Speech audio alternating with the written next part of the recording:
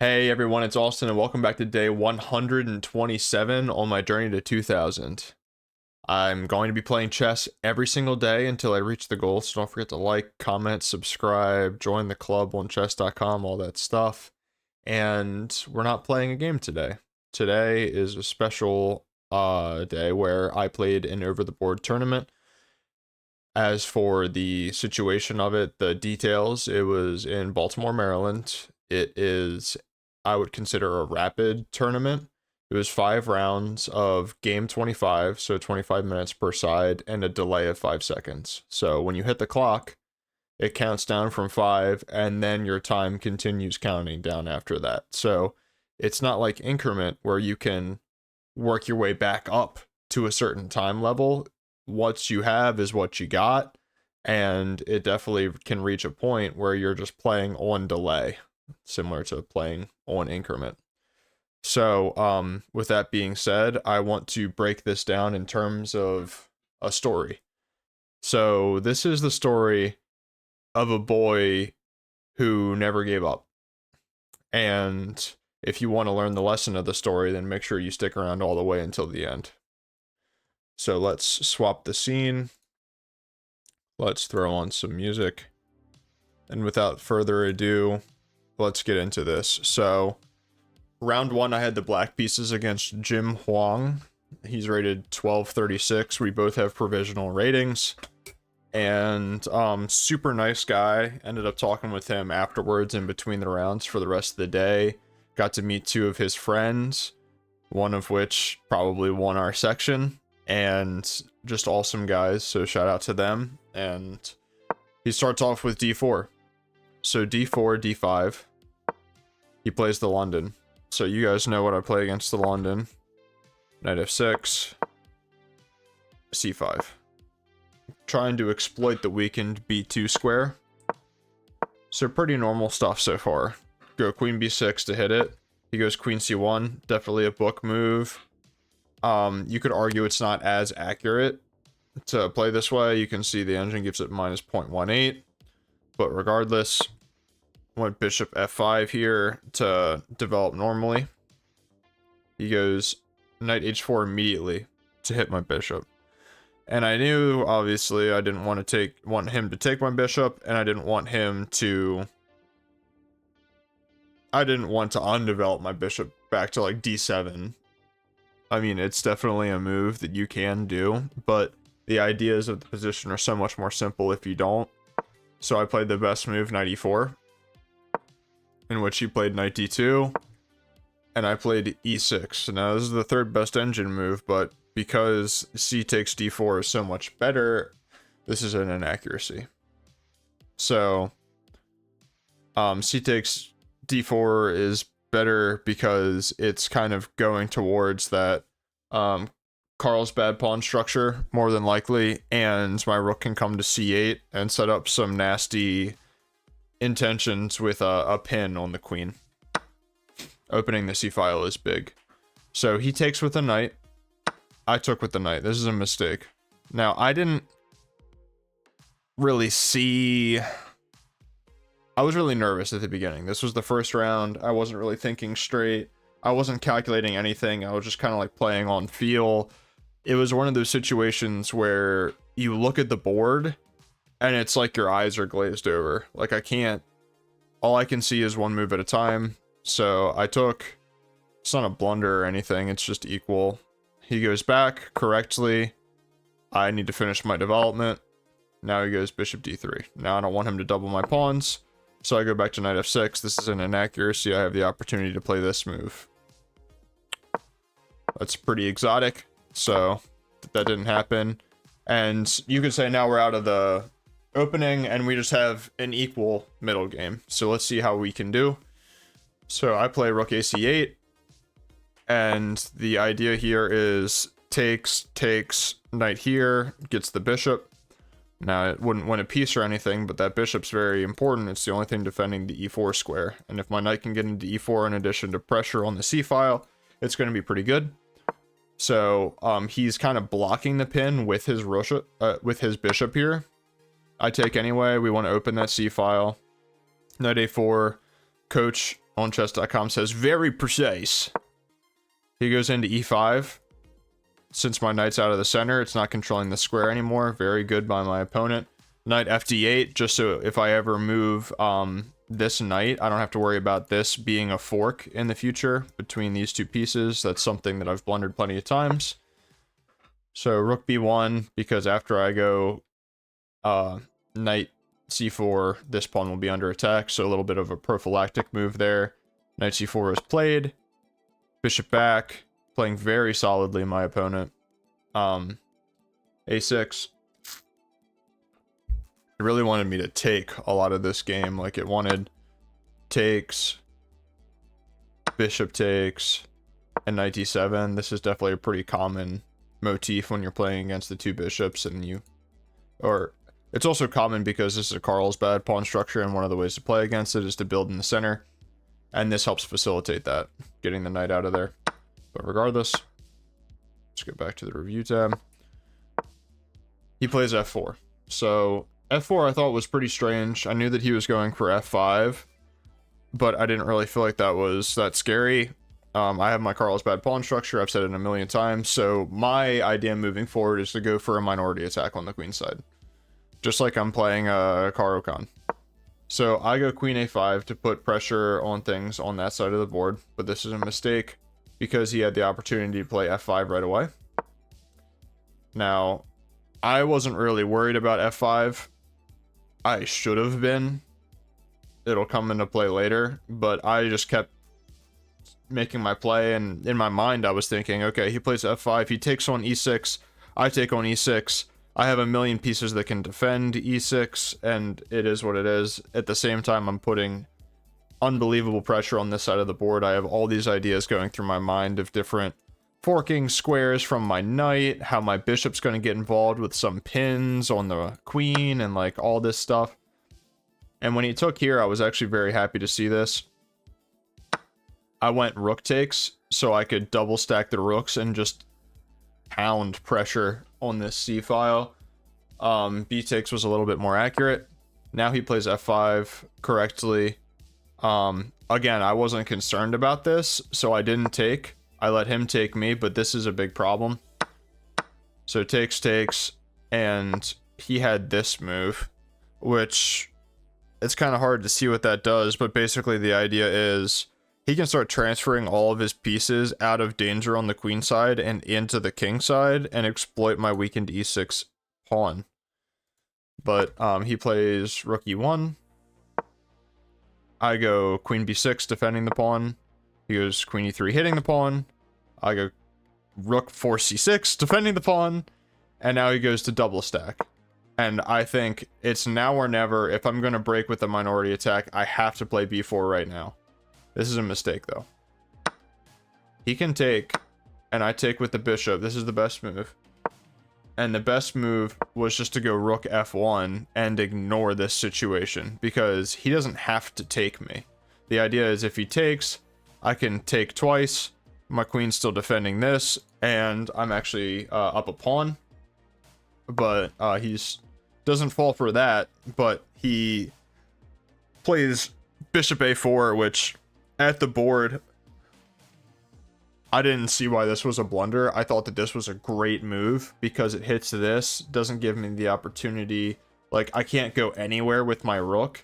If I go here, he just goes here. Like, I can't go anywhere with my rook. So in my mind, I'm just like, oh my god, I have to lose the bishop now. So, come to find out, you can just play this. He can't take because it's pinned. And the best move here is bishop a5, or sorry. Best move here is, yeah, I played the right thing, bishop e5. But now it's saying this. Now you would have to go here to unpin yourself, in which case rook c4, hitting this. If this is taken, then take that. And it's only +1 in this position, so he's still better, but b takes, because he's winning this pawn with check. And he's getting all the goodies. Now, the engine doesn't even want you to do that, surprisingly. But regardless, that's the idea. So, what I played bishop or rook c4 because I did not see this. And instead of like bishop e3, he just took right away. Then I played rook takes. And then he played rook c2, which this is what I thought. This was a bit of a relief. I definitely felt that it was an inaccuracy. I thought he was just going to take the pawn, trade off the queens, and just have an easy to play endgame. But he goes here, so I trade because I saw that I was winning this pawn. He goes there because the threat is, I don't know, if he does something like this, you instantly lose because I have this check and it's a discovered attack on the queen. Opponent's way too good to fall for that, so he goes back and has the king defend his queen. I go queen b4, bishop e5, hitting both pieces, but this is a bit of an inaccuracy because I have rook d2. Now there's only one move here that keeps the advantage for white, and it's queen g3, because now this is pinned. So like there's just so many threats on my king. I only have this one defender, and the defender is like pinned to hell, and he's got 3 attackers. But what was played in the game was bishop c3, and this is a blunder because you guys can probably see it already. Rook takes, and if he takes my queen, I just come back and take the bishop, and my rook's out of danger. So he saw that after I played rook takes f2, so rather than giving up the piece for free, he gives it up for a pawn correctly, and now he takes here. And in this position, I was completely sweating. It was round 1. I knew that this was the strongest person that I'd ever played in any tournament. He was down to 40 seconds. I had 4. He was down to 40 seconds. I had 2 minutes. And literally what I said in my mind was, okay, just move your rook to a place where it is safe and then convert the frickin' endgame. You are up a pawn. You ended up going from down a piece to up a pawn. You have 2 passed center pawns. You know, just try to trade your A for B pawns and push your E and D pawns and win the game. I thought he had a light square bishop, so I go here. Yep. Hands shaking. Just went rook d2. So naturally he took, and I was completely shocked by this move. When he played it, I literally thought he had a light square bishop, and I was shattered. I just sat there for like, I don't know, 30 seconds, and I was like, I just can't believe that I did that. I had such an easy endgame to convert, and I just hung my rook. So I played a couple more moves, and I stopped recording like in this kind of an area. I actually stopped recording here, I stopped recording here, but yeah, the rule is if you're under 5 minutes, you don't have to keep recording every single move. And I don't remember exactly how it played out, but basically, like, obviously there's nothing. It's +6. Yeah, so this was a very rough start, needless to say. I felt like I had come, like, obviously I blundered a tactic. Well, I thought that I blundered a tactic with bishop a4, which caused me, the way that I played it, to lose a piece. So I was playing down a piece, and now I ended up a pawn in a very simple endgame, and I threw it away. So this was very, very challenging for me. Luckily, this was right before lunch. It was round 1 at 10:30, and then lunch. Next round picks up at 12:30. So I said, okay, you know, I just need to play more slowly. I was trying to put pressure on his clock, but that does not work when there is delay or increment. It just does not work to put pressure on somebody's clock. So learn from my mistake and understand that you need to take the time that you have to make the best moves. And if I would have done that, I probably would have converted this endgame effortlessly. Talking with him after the game, he said that he was about 1800 on chess.com. So I'm around 1750. So it made me feel a lot better that I ended up in a winning position against a 1800. Again, I know that I can fight with these guys, and I had some great ideas during this game that ended up paying off for me in the long run. But then, of course, just a simple mistake. So, that was game one. I lost. Let's head over to game two. Alright, so 3 out of the next 4 people that I played against were like preteens. So Rohan, I think he said he was a middle schooler, and then the 2 guys in games 4 and 5, very young, very talented players. This was a great game. I had the white pieces, so naturally I start with d4. So we go into the London, and he plays a copycat variation. You guys know I like to play c4 here. He plays e6, I go knight c3, bishop, queen b3 apparently right away is more accurate. He goes c5. And I know that this isn't good, but I always forget how to punish it. So I go queen b3, which isn't as accurate. Taking is better. And after, I always, like, don't know what to play after this. Knight takes. If queen takes, then what? Bishop takes b8. Rook takes b8. Queen a4 check, picks up a pawn. Bishop b5 check, potentially better.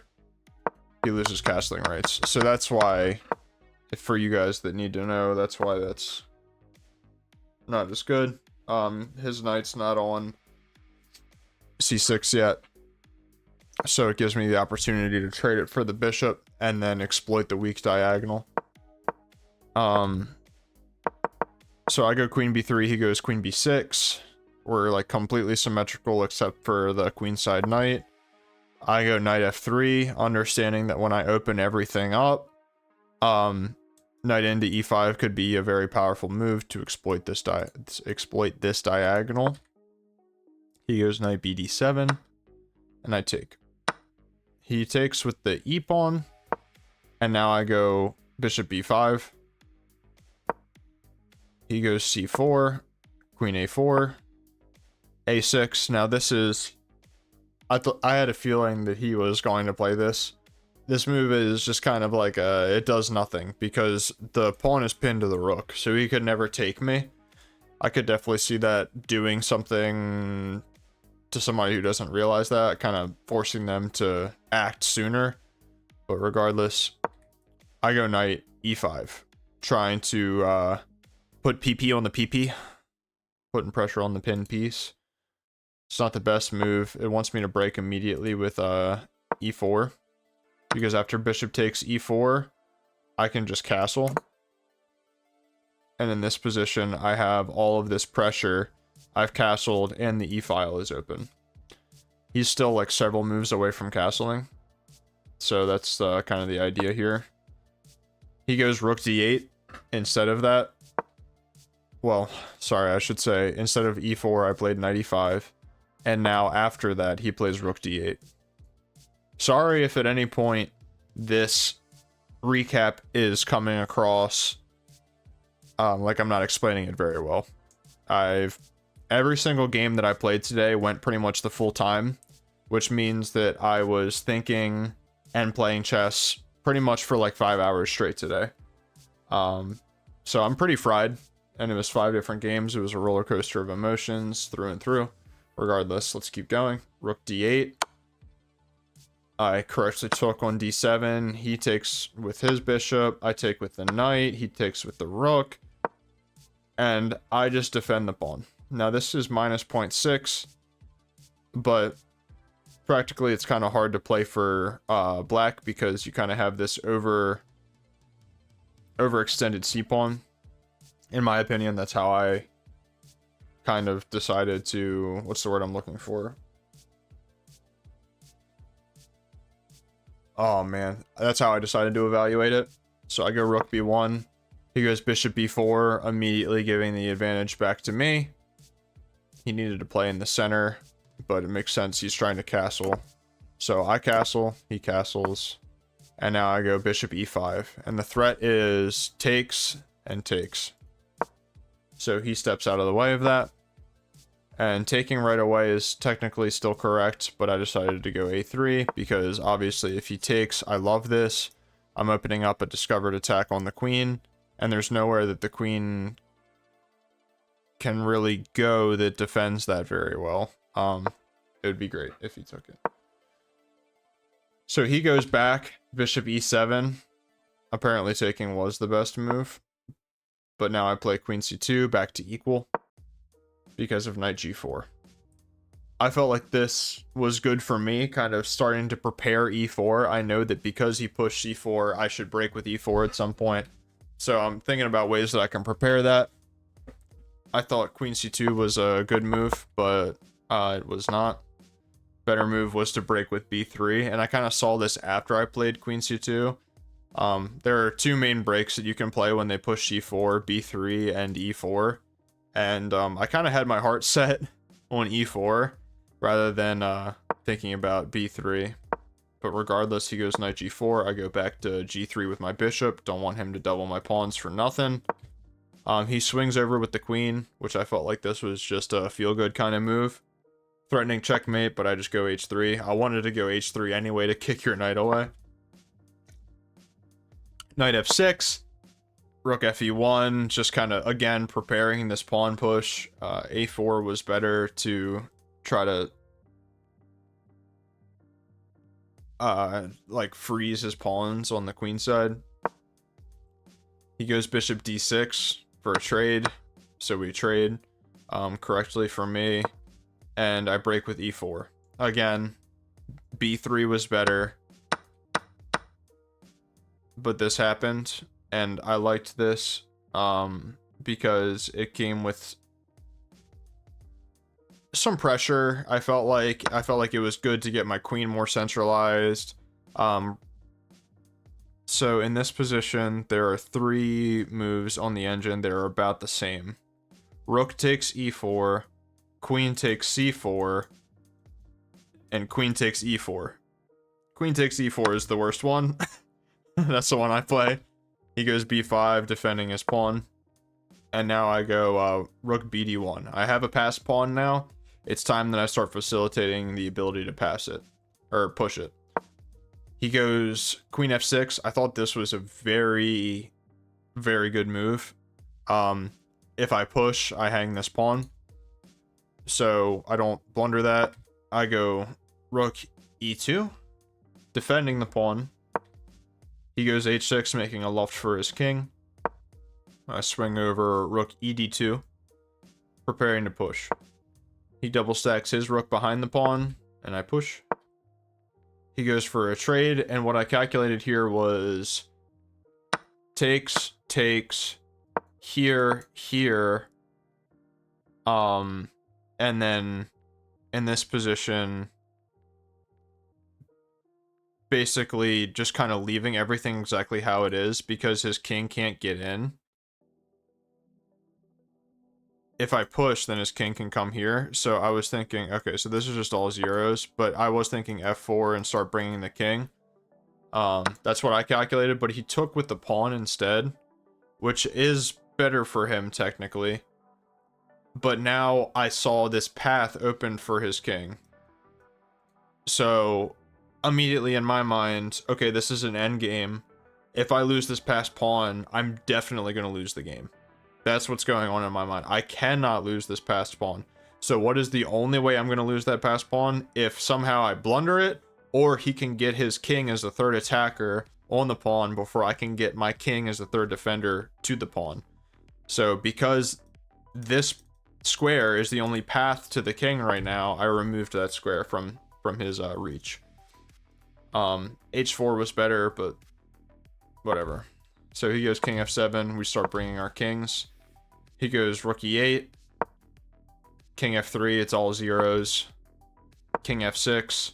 Rook e2. Now this gives me a chance. I was expecting takes, and then we could have kind of a more complicated endgame where I'm trying to hang on to this pawn. I'm trying to restrict his majority on the queen side. It would probably end up in a situation with mutual promotion. That's kind of how I was seeing it. But it also gave him the opportunity to screw up, which he did by not trading. Now I have this beautiful e5 square for my rook. And he pushes. G4 was more accurate. Now this is a mistake. I go king e4. Again, I need that king to defend the passed pawn. And now this is another, I would say that this is an inaccuracy because rook e6 check is a massive threat. But he doesn't prevent it. He goes a5. I go f5, preparing that move that I just mentioned. And rook e6 check. Takes. And I stopped recording right around this move, I think. You can see the eval drop. But basically what happened was he went here, takes,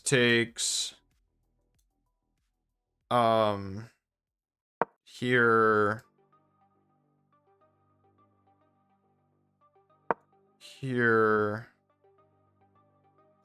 I think at some point he actually brought his king back, and then I stepped up, and then he went here, and then I was checking him.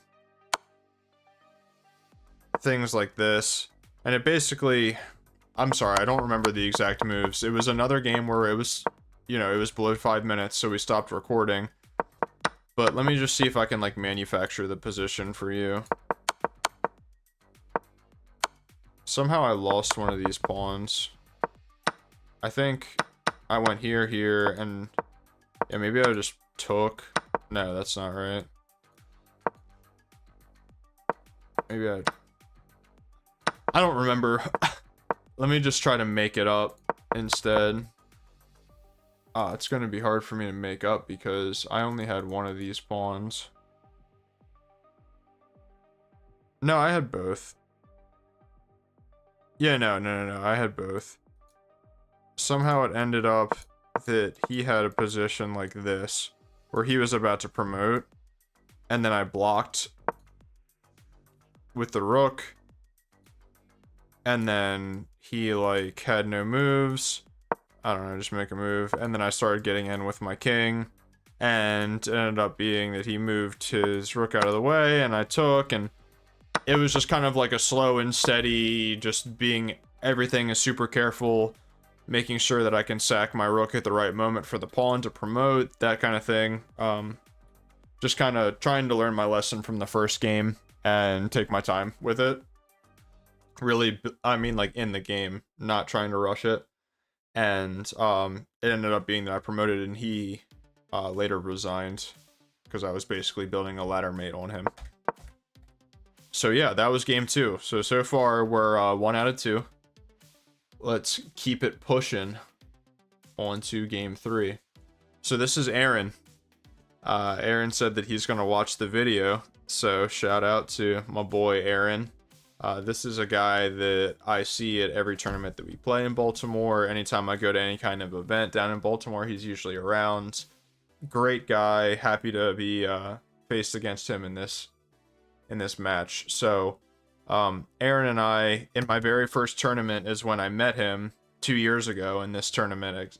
Actually, it was like December 7th, 2021, something like that. And I had played against him with the white pieces, played the London, and he was completely winning. He was like up a queen, and I had a knight, and you can tell where this is going. I ended up forking him. That's when him and I were both like freaking 1,000 ELO on chess.com, but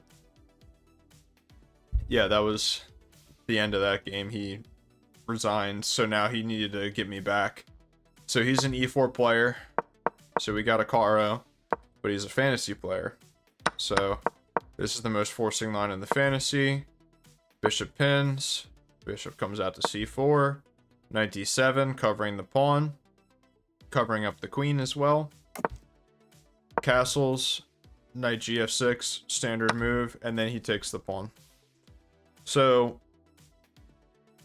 this isn't a great move. You can see Engine gives it, Engine gives it a good move because there's a couple different moves that you can play here to kind of get white on the back foot. And I took on f3 immediately because I had a training game that went exactly like this. Technically, the best way to proceed is to go queen b6 check, but this is a really hard move to play. There's only one move here that keeps the equality, and that's g takes, which is so hard to play because if you take g takes, then you have this, queens are getting traded, and it just seems like black has an amazing position here. So it's hard to try to go for this. He played rook takes, which is a big mistake. Now I come in, knight takes e5, hitting the bishop, hitting the rook, hitting the queen. If he tries to like move his queen anywhere, I can always win a piece, win an exchange, whatever. And depending on what happens, the back rank might be weak. I mean, it was just, yeah, tough position here. He ends up trading the queens, which is the best way to go, and then going rook d3, which kind of just cemented the mistake. So rather than giving up the exchange, he ended up giving up a full piece. So here we are, it's -6, and we're getting into the middle game.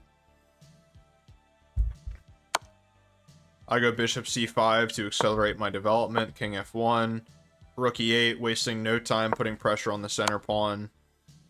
I don't like that pin, so I tell him via the board, okay, either we trade bishops and you get rid of that pin, or I take another pawn. He trades, goes here, and I calculated bishop d4, rook d1, c5. And I thought that this was a great way to keep my bishop centralized. I can always move my king later and trade some pieces. He goes knight b5, best move. a6, yeah, a6 is the third best move. And then he gets his knight into the center. Rook attacks the knight. Knight takes a pawn, but obviously it's still completely winning. Hitting the knight now. Hitting the knight again. And finally we win this pawn. So bishop e5. h3. You can kind of see where this game is going. Just slowly trying to build it up. Bringing my king into the center. Knight d5. Now it's starting to feel a little bit weird. Okay, he's getting this knight f5 square. Knight e3. He pins my knight to my rook. My rook's undefended. And I'm like, okay, this is kind of weird. I go king d5, defending my rook. And then I saw this move, which he played. Rook f3 hits all three of my minor pieces. And, yeah, technically the only way to proceed here is bishop g5. But yeah, okay, it does say blunder. I was going to say, it says it made a mistake, but this is a blunder. This is a very simple tactic. You can just remove the defender of the bishop here. Oh, sorry. I thought it was simple.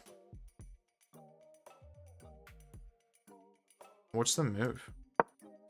Knight g6 hits both pieces. Bishop g5, h4. So it's a little bit more complicated than what I thought it was. But now it's only -1.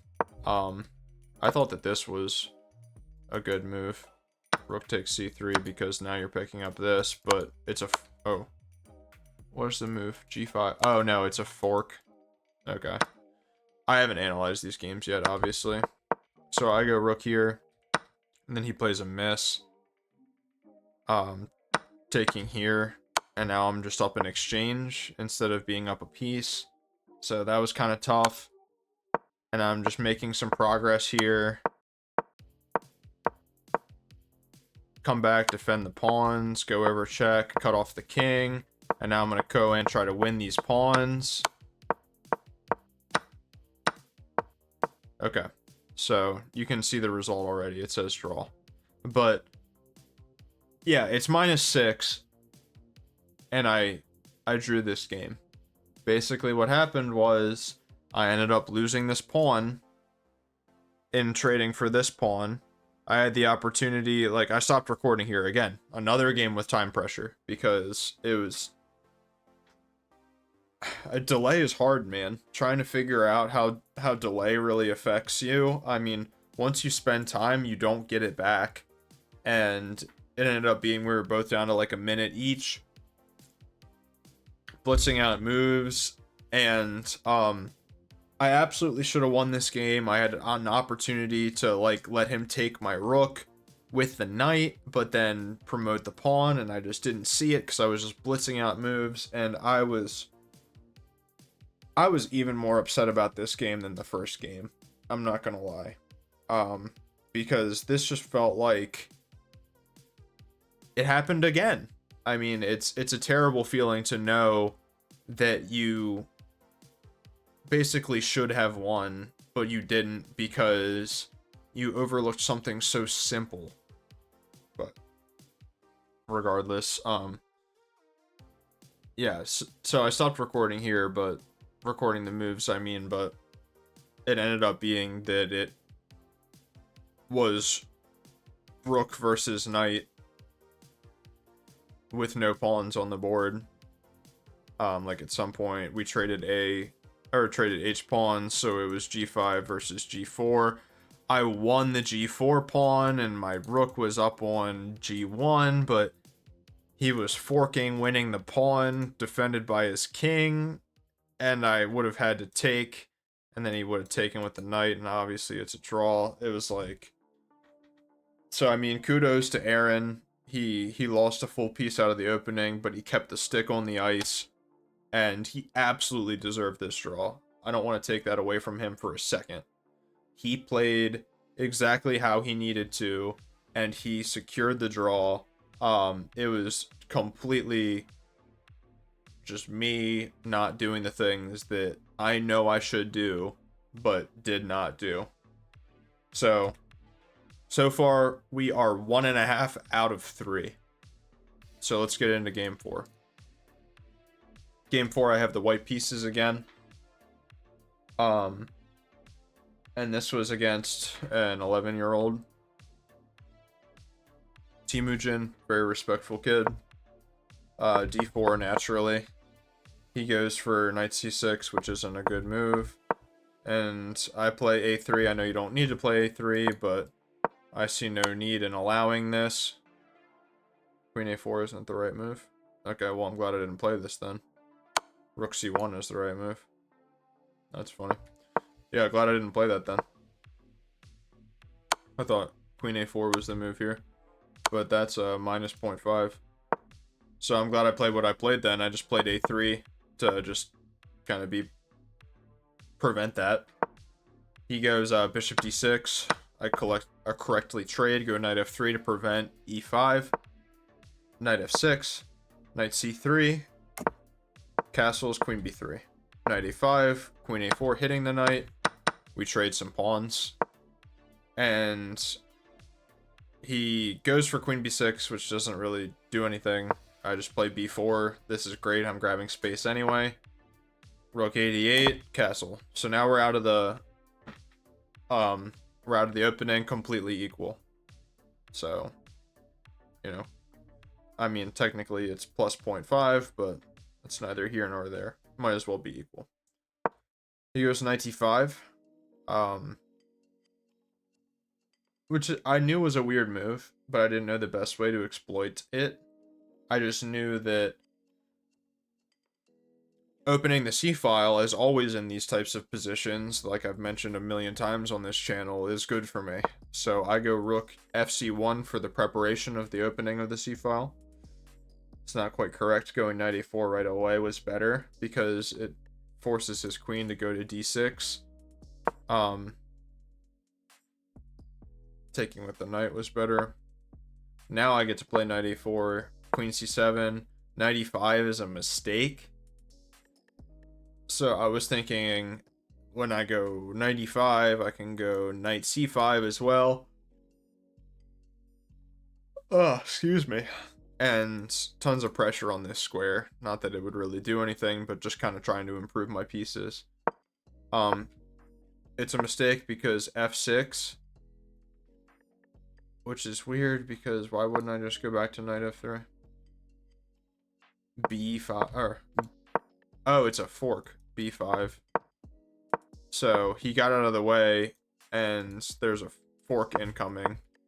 Now he can't play this right away because I can take here.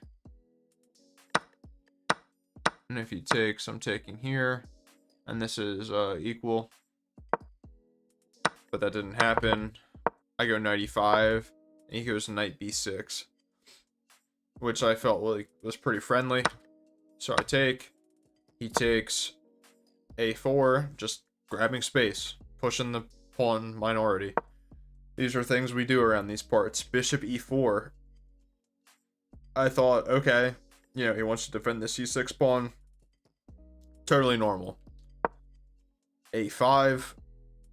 Supernatural move, getting tempo on the queen, grabbing even more space on the side of the board. Queen c7.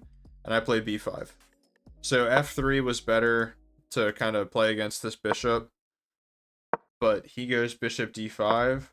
I go queen d3. Which is a mistake. Or a inaccuracy. But then he goes queen d6, which is a mistake, and I'm sure some of you guys can already tell that it traps the bishop. e4, only move. He plays c takes, I play e takes, he plays queen takes, I go knight f3. My knight has no business being in the center of the board, it's going to be booted out anyway, and it's better that it defends this pawn. So he goes e5, which I have like so many normal moves that I could play here. I could play rook d1. I could just like get out of the way. I could do so many different things. But what do?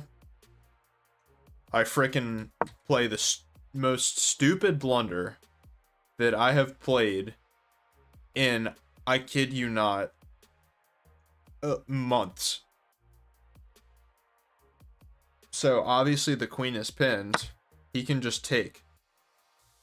So he does, and I take, and he takes, and I go here, and then he goes rook d5, and I didn't resign here. I played all the way to the end, but I stopped recording because I was tilted out of my mind. It ended up being that this kid was just clinical. He was an absolutely amazing player. I loved playing against him. Great kid. It ended up being that it was rook and knight versus it was like rook and 3 versus knight and 1, and he just sacked his rook for my knight so he could win the 3-on-1. I mean, it was clinical. It was absolutely beautiful. Can't fault him at all. Again, it's just,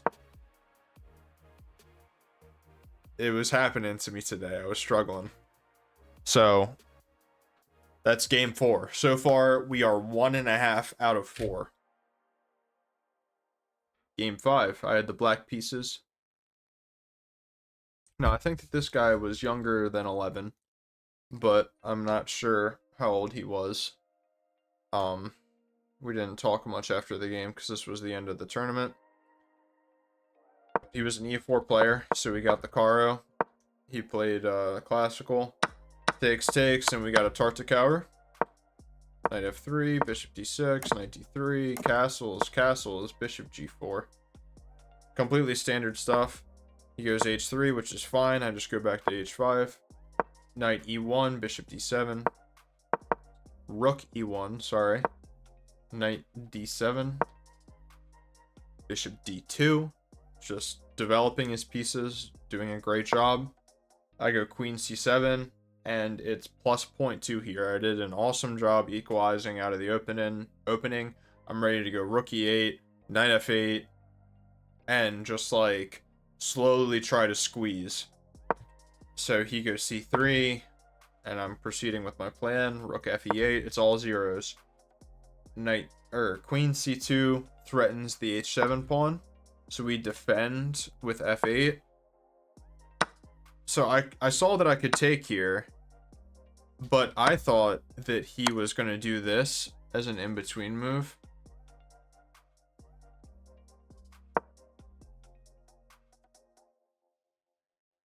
What am I missing? Why is this -3? Why can't he take?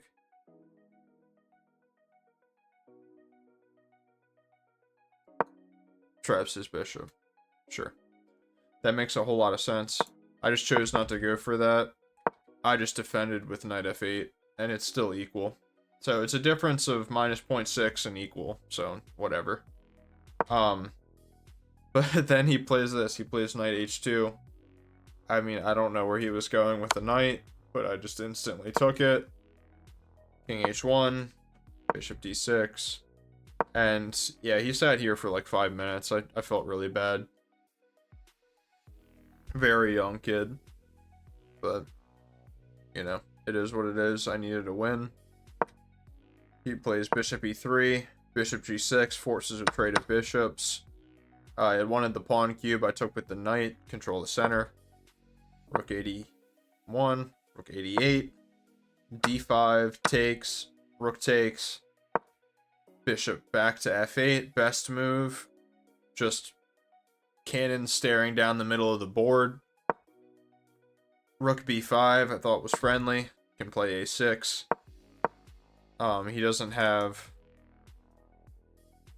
this move because this is checkmate. So after he rocks his rook back, it gives me b5 for free. Then he goes queen f5, gives me another developing move for free. And then he moves the queen back. And I've wanted to play bishop c5 for a while because if he takes, then again, it's checkmate. The rook on the back rank is undefended and my queen is attacking the long diagonal. He correctly does not take. Bishop takes, rook takes, rook takes, pawn takes, h6. Now he attacks the pawn. I centralize my queen, defending the pawn, putting pressure on his rook if he ever does something like go b3. He goes queen into b7, very aggressive, so I thought I would respond with the same level of aggression and go queen g3, threatening mate. There's only one move that prevents mate, which is what he plays, queen f3, and it would be better for me to play a lot of different moves, but I decided that I needed to prove to myself that I can convert an endgame. So I took the queen, centralized the rook, defending the pawn. He sacks a pawn for some activity. I go knight e5. He goes here, obviously stopping my knight from defending the c4 square. He goes b3. This move kind of perplexed me. Obviously, I thought it would be better to take the pawn, but I'm taking on b2 if he does that anyway, so. He goes b3, takes, and now it's time to bring the king. This is the same type of situation. I know I can easily use my rook and my knight to win the b pawn. I don't care if I lose the a pawn. And then I'm going to use my extra piece to win his kingside pawns and just win the game. That's what's going through my mind. It really is helpful if you can visualize the different win conditions in your endgames. That's something that I've definitely found. If you take... Oh, sorry. Sorry, I know that that's really loud when I do that too. I found it's very helpful if in positions like this, that you just take like 30 seconds, a minute, 2 minutes, whatever, and just think about like, what do I need to make this an easily winning position? Easily. So I have a knight. A knight is a short range piece. I don't want pawns on both sides of the board with a knight. I want pawns on one side of the board. So if I can trade b for a, then I'm doing pretty good. Additionally, I know that the king side, we have a majority. It's 4-on-3. I have doubled pawns. He has 2 pawn islands, but it's still a majority. And you have to be very careful with your doubled pawns, otherwise they might not act like a majority. But yeah, it's very helpful just to kind of chart a course here. So with that, I go king f8 because I know that my king needs to get up to f5 at some point. He gives check. King comes forward. He's helping me. Check. Block. You know, just give him a chance. If he decides to trade, obviously it's the easiest win of my life. He doesn't. I go here, offering another trade, and now I go up. He plays this little fancy move. I saw this before he played it, obviously. It drops the f7 pawn for me, but it's just a trade of pawns at the end of the day. And I'm getting rid of one of his pawns for one of my doubled pawns, so it felt very good. I played g5, not needing to move backwards to defend the weak pawn, but instead kind of trying to improve my position. He goes rook h7, kind of a one mover. I just defend and attack his rook. He goes here, but he can never push that pawn, so I go rook over. He starts trying to push it. I just take this pawn. He goes rook d5. I go here. And then, yeah, I felt bad. He goes rook d2. And I was trying to take my time here. I was playing pretty fast, but not as fast as he was. He was blitzing out moves. But he goes here and then he throws his hands up and just kind of like stands up. For the past like 15 moves, he's been walking around the board. Again, very, very young kid, so I wasn't going to be annoying about it. But obviously when he throws his hands up, I immediately see that this is a fork. So in this position, he tipped his king over and stuck out his hands. Said good game, helped me pack up my board, and he was a freaking rock star. So, oh, goodness gracious. 52-minute. Could you imagine how long this would be if I tried to actually analyze each of my mistakes? I just didn't have time for that. Hopefully you guys can respect that. And again, sorry if I was stumbling over myself. I have a big propensity to call rooks knights. That's one thing that I've noticed. But I finished the tournament 2.5 out of 5. My opinion of this tournament is that I should have won every single one of these games. Now, I know that that's being harsh on myself, but the level of mistakes that I made were very bad. Just very bad. So I was kind of upset with myself. And just to kind of like put it in perspective, you can see the ratings here. Like Siddhant, I think is how you pronounce his name, is rated 1148. But on chess.com, he plays at 1700. And Temujin is ranked 1011, but on chess.com, he said he plays 1850. I know Aaron doesn't play on chess.com, but he plays on Lichess, and I know that he plays Blitz, but regardless, he's a very strong player. He should not be rated 1114. Rohan, same thing. He said he was playing at 1800 chess.com. Jim and I were talking with his friends as well. They're a lower rated over the board at UCF, say for instance, but again, chess.com, they're 1600 to 1800. Jim said he's 1800. So there are so few tournaments around the city of Baltimore that it feels like when I go to play a tournament that this is my only opportunity to play a tournament that's kind of close to home. It's still not close at all. I need to drive 40 minutes to play it. But this is the closest thing. I get one chance every 3 months. That's all that I get to play these like rated full-blown tournaments. It kind of feels like I blew my shot.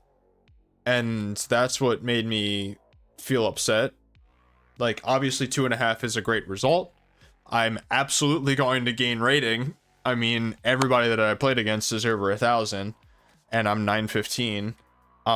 So like, obviously I'm going to gain probably a ton of rating points, but I was just kind of not even upset with myself. It was a step past that. I was truly disappointed in my performance. So I know that I've been working really hard on this channel, working really hard on my chess, and I know that I've been doing really well. So to go here and to not really be able to do as well as I know I can, it's one thing if you get outplayed through the entire game, right?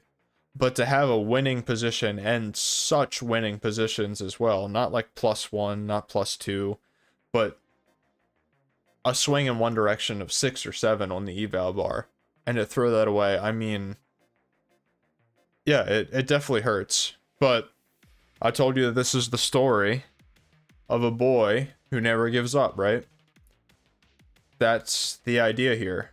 I played poorly today, but this was just a bad day. And everybody has bad days, whether you're playing golf, whether you're bowling, whether you're playing chess. You have A, B, C, and D days. And at the risk of sounding corny as hell, and quoting Rocky, it's not about how hard you hit, it's about how hard you can get hit, and get back up, and keep going with it. I think that I am right on the edge of skyrocketing my rating. I just need to grind and stay diligent, keep doing the best that I can, and I know that good things will come. And I want you guys to feel the exact same way. Any of you that are struggling, saying, oh my god, my chest has been so bad, oh my god, I keep boomeranging back and forth, just remember that all things are possible if you put your mind to it. I believe that for anybody. Anybody that's extremely passionate about anything, I think that you could freaking move the world. So take this as a lesson from me that we are going to persevere. We're going to do the best we can, and we're going to win. Alright guys, with all that being said, thank you so much for watching. If you made it 57 minutes into the video, I really appreciate it. If you liked the video, consider liking. If there's something that spoke to you, a certain position, or something that I said, leave a comment. If you want to see more things like this, definitely subscribe. Don't forget to ring the notification bell. It doesn't happen automatically. If you want to be notified when I post, actually get a notification to your phone, you have to hit the notification bell. Besides that, there's tons of links in my description. I invite you to check them out. And with all that being said, I will see you tomorrow.